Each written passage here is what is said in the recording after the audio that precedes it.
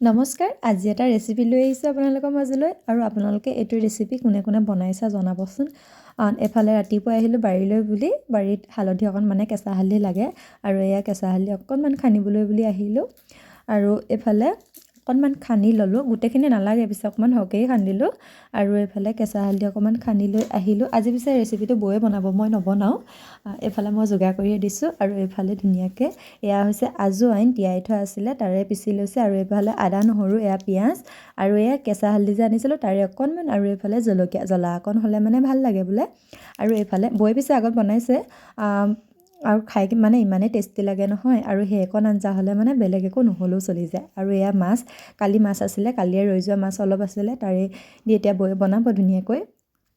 আৰু এইফালে মাছখিনি ভাজি থোৱা হৈছে আৰু এইফালে এয়া মাছৰ তেল যিহেতু সেইটো কাৰণে অকণমান বেছি ক'লা ক'লা লাগিছে আৰু এইফালে ধুনীয়াকৈ পিঁয়াজখিনি মাছৰ তেলতে দি ল'লে আৰু ধুনীয়াকৈ এয়া পিঁয়াজখিনি অকণমান ভাজি ৰঙচুৱা হোৱালৈকে ধুনীয়াকৈ ভাজি লৈ পিনে তাৰপিছত আৰু এইখন আঞ্জা বৌয়ে বৰপেটা ঢেকি আহিছিলে বাহঁতৰ ঘৰত যাওঁতে আৰু খাই মানে ইমানেই টেষ্টি লাগে নহয় আৰু ইয়াৰ একদম বনাই থাকোঁতে যি এটা গোন্ধ এটা ওলায় নহয় ইমানেই ভাল লাগে গোন্ধটো।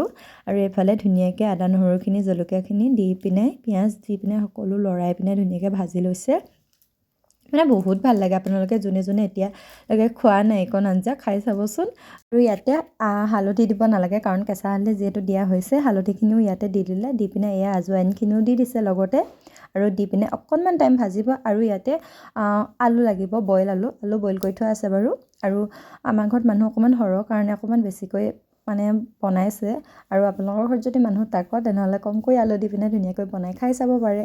আৰু এয়া ধুনীয়াকৈ ভাজি হৈ গ'ল, ভাজি পিনে এতিয়া ইয়াতে বইল কৰি থোৱা আলুখিনি এয়া ধুনীয়াকৈ দি দিছে, অলপ আলুখিনিও ভজা হ'ব ধুনীয়াকৈ এয়া ভাজি লৈ পিনে।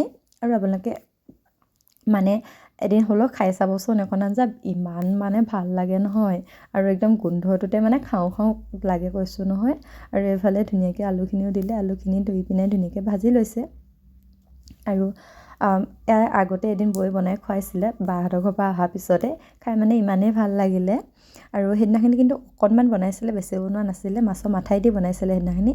আৰু আজি যেনিবা ধুনীয়াকৈ মাছেদি বনাইছে আৰু এইফালে নিমখ অকণমানো সোৱাদ অনুসৰি দিলে ধুনীয়াকৈ। বহুত বেছি একো নালাগে, একদম আজৱাইনটোৱে লাগে, আজৱাইনটোৱে হৈছে মেইন টেষ্ট। আৰু এয়া ধুনীয়াকৈ অলপ ভাজি লৈ পিনে আলুখিনি ভাজি লৈ পিনে ইয়াতে মাছখিনি দিব এতিয়া। আৰু এইফালে অলপ গৰম পানী দিছে, গৰম পানীতে মাছখন ভাঙি দিছে কাৰণ মাছ আপোনালোকে এপিচকৈও বনাই খাব পাৰে, মাছ তাকো আছে, ঘৰৰ মানুহ সৰহ আছে কাৰণে মাছখিনি ভাঙি দিয়া হৈছে। আৰু এইফালে ধুনীয়াকৈ বৌয়ে বনাই আছে। আৰু এয়া ল'ৰালে ছোৱালীলে বুলি থৈছিলোঁ কিন্তু নহয়, সিহঁতি খাব নোৱাৰিব যিহেতু জ্বলা দিয়া হৈছে, সেইটো কাৰণে সিহঁতৰ মাছ কেইপিচো দি দিলোঁ, সিহঁতক বেলেগ কিবা বনাই দিয়া হ'ব। আৰু এইফালে যে একদম বগা বগা হৈ থাকে নহয়, মাছখিনি দি দিয়াৰ পিছত একদম বগা হৈ যায় আঞ্জাখন, ইমান ধুনীয়া গোন্ধ এটা ওলায় নহয়, মানে গোন্ধটোতে খাওঁ খাওঁ লাগে।